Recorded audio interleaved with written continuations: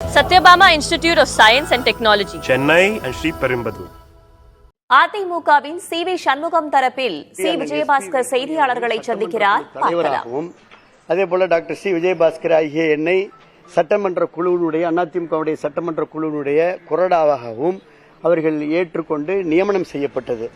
அந்த நியமனத்தை தொடர்ந்து நேற்று நடைபெற்ற இந்த அரசின் மீது நம்பிக்கை கோருகின்ற அந்த தீர்மானத்தின் மீது எப்படி வாக்களிக்க வேண்டும் என்று நாங்கள் அறிவுறுத்தியிருந்தோம். என்ன அறிவுறுத்தியிருந்தோம்னா, நம்பிக்கை கோரும் தீர்மானத்தில் அரசுக்கு ஆதரவாக வாக்களிக்க வேண்டும் என்று உரிய விதிகள் படி, சட்ட விதிகள் படி அவங்களுக்கு நாங்கள் கம்யூனிகேஷன் அனுப்பிச்சிருந்தோம். வாட்ஸ்அப்பில், இமெயிலில் எல்லாமே அவங்களுக்கு அனுப்பிச்சாச்சு.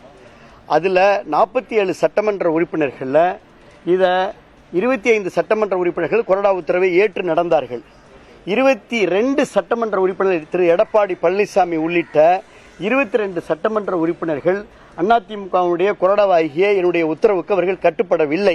அதை நிராகரித்திருக்கிறார்கள், மாறாக நடந்திருக்கிறார்கள். ஆகையினாலே இன்றைக்கு காலை சட்டப்பேரவை தலைவரை எங்களுடைய அதிமுகவுடைய சட்டமன்ற உறுப்பினர்கள் குழு சந்தித்து இந்த 22 பேர் கொறடாவுடைய உத்தரவை மீறி இருக்கின்ற காரணத்தினாலே இவர்கள் மீது கட்சி தாவல் சடை சட்டத்தின் கீழே நீங்கள் நடவடிக்கை எடுத்து அவர்களை தகுதி நீக்கம் செய்ய வேண்டும் என்ற மனுவை நாங்கள் சட்டப்பேரவை தலைவரிடம் அளித்திருக்கின்றோம். ஆமா, அவங்க கரெக்ட், நல்ல கேள்விதான். ஆனா பெரும்பான்மையான சட்டமன்ற உறுப்பினர்கள் எங்கே இருக்கிறார்கள் என்பதுதான் சட்ட விதி. லெஜிஸ்லேட்டிவ் சட்டமன்ற வளாகத்துக்குள்ள சபாநாயகர் கட்டுப்பாட்டு கீழே லெஜிஸ்லேட்டிவ் பார்ட்டி அப்படின்றதுதான் செல்லும். அதுதான் சட்டம், அதுதான் விதி, அதுதான் உச்சநீதிமன்ற தீர்ப்பெல்லாம் உறுதிப்படுத்தியிருக்கு. உங்களுக்கே தெரியும், நேற்று அதிமுகவுடைய பெரும்பான்மையான சட்டமன்ற உறுப்பினர்கள் மரியாதைக்குரிய அண்ணன் எஸ்.பி. வேலுமணி அவர்கள் தலைமையில் கொறடா உத்தரவை ஏற்றிருக்கிறார்கள். அதனால பெரும்பான்மை தான் செல்லும். இரு தரப்பில் இருந்துமே நீங்க கடிதம் கொடுத்திருக்கிறோம், ரெண்டையுமே அங்கீகரிக்கல சபாநாயகர்ன்றத நேத்து சொல்லியிருக்கோம். இது சபாநாயகர் அங்கீகரிச்சுட்டாரா? நல்ல கேள்வி. இத சபாநாயகர் முடிவெடுப்பார். அவர் உரிய விதிகளின்படி நல்ல முடிவெடுப்பார். பெரும்பான்மை சட்டமன்ற உறுப்பினர்களுடைய கடிதத்தை அவர் முடிவெடுப்பார் என்று நம்புகின்றோம். அண்ணன் பேசுகிறேன்.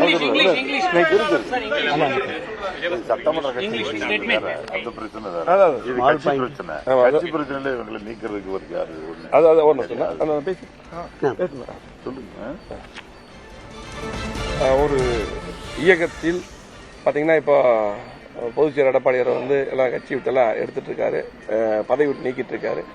ஒரு இயக்கத்தில் கருத்து வேறுபாடு, காஸ்ட் ஆஃப் ஆக்ஷன் காரணமாக, அதாவது விரிசல் அந்த மாதிரி ஏற்பட்டால் அந்த தேதியிலிருந்து எந்த முடிவும் எடுக்க முடியாது.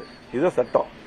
அதே போல குறிப்பாக யாரையும் நீக்குவதோ சேர்ப்பதோ செல்லாது, நியமிப்பதோ செல்லாது. அதே போல 5/5/2026 தேர்தல் முடிவுகள் வெளிவந்த அடுத்த நாளே கருத்து வேறுபாடு வந்துவிட்டது. அதே போல நீதிமன்ற கணக்கிலோ தேர்தல் ஆணைய கணக்கிலோ 11/5/2026 அன்று யார் பதவியில் இருந்து அதுக்கு பின்னால் 11 அந்த பிரச்சனை ஃபர்ஸ்ட் அவங்க பெட்டிஷன் கொடுத்தா, நாங்க கொடுக்கல, அவங்க கொடுத்தாங்க. அதுக்கப்புறம் பார்த்து நாங்க கொடுத்தோம். ஃபர்ஸ்ட் ஆரம்பிச்சது அப்படித்தான். ஒவ்வொன்றும் அவங்க தான் அதை பண்றாங்க, அதுக்கப்புறம் நம்ம பண்றோம். நம்ம தெளிவா இப்ப பாத்தீங்கன்னா பொதுக்குழுவை கூட்டி தோல்வி எதனால் என்று கண்டிப்பா எல்லாமே கலந்து ஆகிருக்கும். பொதுக்குழு கூட்டம் தான் என்னுடைய கோரிக்கை. பொதுச்செயலர் அவர் தான் இருக்கான்னு சொல்லி போட்டு தெளிவா நானும் பேசினேன். சி.வி. சண்முகம் பேசும்போது சொன்னாங்க, நத்தம் விஸ்வநாதன் நேற்று பேசும்போது சொன்னாங்க. ஆகவே அதுக்கு ஆரோக்கியமான முடிவு எடுக்காமல் இந்த மாதிரி வேலையை பார்த்துருக்காங்க. அதனால பாத்தீங்கன்னா நீதிமன்ற கணக்கிலோ தேர்தல் ஆணைய கணக்கிலோ 11/5/2026 என்று யார் பதவியில் இருந்தார்களோ அவங்க அப்படியே இருப்பாங்க. அதுக்கப்புறம் யாரை நீக்கினாலும் சேர்த்தாலும் செல்லாது என்பதுதான் உண்மை. இதுதான் சட்டப்படி. அதே போல இதேதான் அம்மா மறைவுக்கு பின்னால் பாத்தீங்கன்னா அந்த டயத்தில் பாத்தீங்கன்னா இப்ப பொதுச் சேரக்கூடிய அவர் எடப்பாடியார் அவர்களும் எப்படி முதல்வராக பொதுச் செயலராக எல்லாம் வந்தாரு, இதே விதிதான். ஆகவே அதன் அடிப்படையில் தான் நாங்களும் செயல்படுகிறோம். ஆகவே கழக பொதுச் செயலர் என்ற முறையில் இப்போது நீங்கள் எடுக்கும் எந்த நடவடிக்கையும் செல்லாது என்பதை நம்ம உங்களுக்கும் கழக நிர்வாகிகளுக்கும் பொதுமக்களுக்கும் தெரிவித்துக் கொள்கிறோம். தேவையில்லாத அந்த குழப்பமான கட்சியை குழப்பக்கூடிய நடவடிக்கையை நிறுத்திவிட்டு ஆரோக்கியமாக பொதுக்குழுவை கூட்டி இந்த தோல்விக்கு இன்னைக்கு பாத்தீங்கன்னா 3வது இடத்துக்கு நம்ம வந்திருக்கிறோம். இந்த தோல்விக்கு என்ன காரணம் என்று கூடி முடிவெடுத்து கட்சியை பலப்படுத்துவது, ஒற்றுமைப்படுத்துவது தான் எங்களுடைய நோக்கம். இப்ப சொல்றோம் தெளிவா. இவர் எல்லாத்தையும் போங்க போங்க போங்க நீக்கிட்டே இருக்காரு. இதை தயவு செஞ்சு நிறுத்திட்டு, தயவு செஞ்சு இன்னைக்கு பாத்தீங்கன்னா எல்லாத்தையும் வாங்க வாங்க வாங்கன்னு கூப்பிட்டு பிரிஞ்சு போனவங்க, இதுக்கு முன்னாடி நீக்கினவங்க எல்லாத்தையும் ஒற்றுமைப்படுத்தி கட்சியை பலப்படுத்தி புரட்சித் தலைவி அம்மா அவர்கள் என்ன நினைத்தார்களோ, புரட்சித் தலைவர் எம்ஜிஆர் அவர்கள் இந்த கட்சி எதுக்காக ஆரம்பித்தார்களோ அந்த அடிப்படையில் திமுக எதிர்ப்பு முக்கியம். திமுக நமக்கு ஆகாது. ஆகவே அந்த அடிப்படையில் கண்டிப்பாக ஒற்றுமையாக இருந்து அம்மாவுடைய ஆட்சி கொண்டு வருவதற்கு நம்ம பாடுபட வேண்டும். இதுதான் எங்களுடைய நோக்கம். ஆகவே இன்னைக்கு பொதுச்செயலாளர் அவர்கள் நீக்கின எதுவும் செல்லாது. அவர்களாம் அப்படியே பதவியில் தொடர்வார்கள். எல்லா பதவியில் அப்படியே தொடர்வார்கள். சட்டமன்ற அமைப்பு கட்சி அமைப்பு என்பது நாங்கள்லாம் கட்சி அமைப்புல பதவியில் இருக்கோம். நம்ம இவர் நம்ம கொரோனா இப்ப கொரோனா இல்ல தலைவர் வேலுமணி தலைமை நிலைய செயலாளர் இருக்காங்க. முக்கிய தலைமை இடத்துல இருக்கணும். நான் மாநில துணை பொதுச் செயலாளர் இருக்கேன். கலவு நாங்கெல்லாம் ஆபீஸ் பேரஸ்ல பார்ட்டியில எங்களெல்லாம் நீக்கிறதுக்கு இவருக்கு அதிகாரமே இல்லை. இந்த காரணத்தை இங்கே இருக்க சட்டமன்ற நிகழ்வு என்பது தனி, சட்டமன்ற கட்சி அமைப்பு என்பது தனி, இங்கே இருக்கிற பார்ட்டி அமைப்பு என்பது தனி. இதுல எல்லாம் போட்டு குளத்துக்கு எது வித்தியாசம் தெரியாம கடைசியில இது சம்பந்தமில்லாம இது எங்களை எல்லாம் நீக்கிறார். நாங்க தலைமை நிலைய செயலாளர் நீக்கிறாரு, துணை பொதுச் செயலாளர் என்னை நீக்கிறாரு, மாவட்ட கலை செயலாளராக இருக்கிறவங்களை பல பேரை நீக்கிறாரு. இதுக்கு அந்த பிறகு இதையெல்லாம் சம்பந்தம் இல்லாமல் எல்லாத்தையும் நடவடிக்கை அவருக்கு பழக்கம் ஆகிப்போச்சு. பழக்க தோஷம், நீக்கியே பழக்கம். யாரா இருந்தாலும் நீக்கு நீக்கு நீக்கு நீக்கு இதுதான். இன்னும் சொல்ல ஒரு கணக்கு பார்த்தா இவரால் நீக்கப்பட்டவர்கள் எத்தனை பேர் இன்றைக்கு சட்டமன்ற உறுப்பினராக இருக்கிறாங்கிறத ஒரு கணக்கெடுத்து பார்த்தா ஏறத்தாழ ஒரு 50-60 பேருக்கு மேல சட்டமன்ற உறுப்பினராக இருக்காங்க. நம்ம கட்சியில இல்ல, வெவ்வேறு கட்சியில் இருக்காங்கன்னா அவ்வளவு பேரும் இவருனால இவர் நீக்கினார். நம்ம பொதுச் செயலாளர் கட்சியை விட்டு நீக்கி அவர்களெல்லாம் வெளியேற்றினார். அவர்கள் சட்டமன்ற உறுப்பினராக எல்லாம் உட்கார்ந்து இருக்கிறாங்க. இப்படி இந்த மாதிரி எல்லாத்தையும் பயன்படுத்த வேண்டிய எல்லாத்தையும் வெளியேற்றிட்டாரு. கடைசியில் போற போக்கில் பார்த்தால மறந்த வாக்கில் ஒண்ணு அவரையும் நீக்கி ஒரு நாள் அறிவிப்பு அவரே மறந்த வாக்கில் பழக்க தோஷத்துல எடப்பாடி பழனிசாமி நீக்கப்படுகிறார். அதை கையெழுத்து ஏற்படுறோம் எடப்பாடி பழனிசாமி ஏன்னா பழக்க தோஷம் தான். அது மாதிரி எதுக்கு எடுத்தாலும் கிட்டத்தட்ட அவர் பொதுச் செயலராக வந்ததுல இருந்து ஒரே ஒரு காரியத்தை உருப்படியா பார்த்துக்கிட்டே இருக்காரு. எல்லாத்தையும் பொதுச் செயலர் ஆனதுல இருந்து அவர் நீக்கின ஆளுகள் எல்லாம் எடுத்து பார்த்தா இன்னைக்கு கணக்கெடுத்து பார்த்தா ஏறத்தாழ கிட்டத்தட்ட எல்லாருமே இங்க இருந்து இங்க போனவங்களாத்தான் இருப்பாங்க. எல்லாம் திமுகவில் இருக்கவங்களும் இங்க இருந்து போனவங்க, இப்ப வெற்றி கழகத்தில் இருக்கவங்க போனவங்க இங்க இருந்து போனவங்க எல்லாம் எடப்பாடி ஸ்பான்சர்ஷிப் பண்ணிருக்காரு.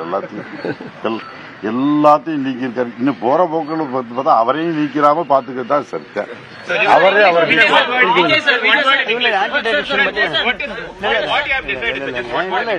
ஆன்டி டிடெக்ஷன் மட்டும்தானே நான் உங்களுக்கு சொல்றேன். That's what I given. Yes, sir. அப்படியே பேசலாம். On camera, sir. English. Sir. I'll tell you.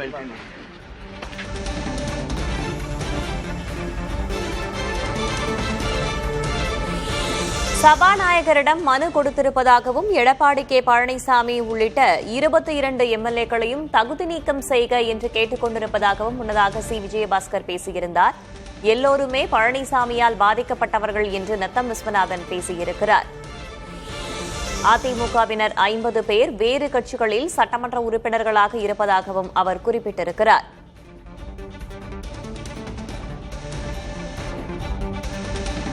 C Vijayabaskar, SP Velumani, Natham Viswanathan ஆகியோர் கூட்டாக செய்தியாளர்களை சந்தித்திருக்கிறார்கள்.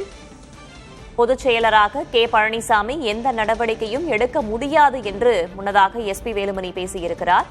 போங்க போங்க என்று கூறுவதை விட்டுவிட்டு வாங்க வாங்க என்று அரவணைக்க வேண்டும் என்ற கருத்தையும் எஸ்பி வேலுமணி வலியுறுத்தியிருக்கிறார்.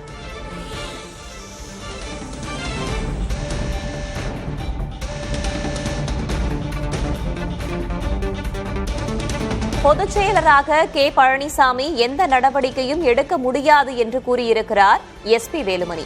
முன்னதாக மாவட்ட செயலர்கள் பொறுப்பிலிருந்து தமிழக வெற்றிக் கழகத்திற்கு ஆதரவு தெரிவித்த அனைவரையும் மாவட்ட செயலர் பொறுப்பிலிருந்து நீக்கி அறிவிப்பை வெளியிட்டிருந்தார் எடப்பாடி கே பழனிசாமி. தற்போது அவர் எந்த நடவடிக்கையும் எடுக்க முடியாது என்று பேசியுள்ளார் எஸ்பி வேலுமணி. மேலும் எடப்பாடி கே பழனிசாமி உட்பட 22 எம்எல்ஏக்களை தகுதி நீக்கம் செய்ய வேண்டும் என்றும் பேசியிருக்கிறார் சி விஜயபாஸ்கர்.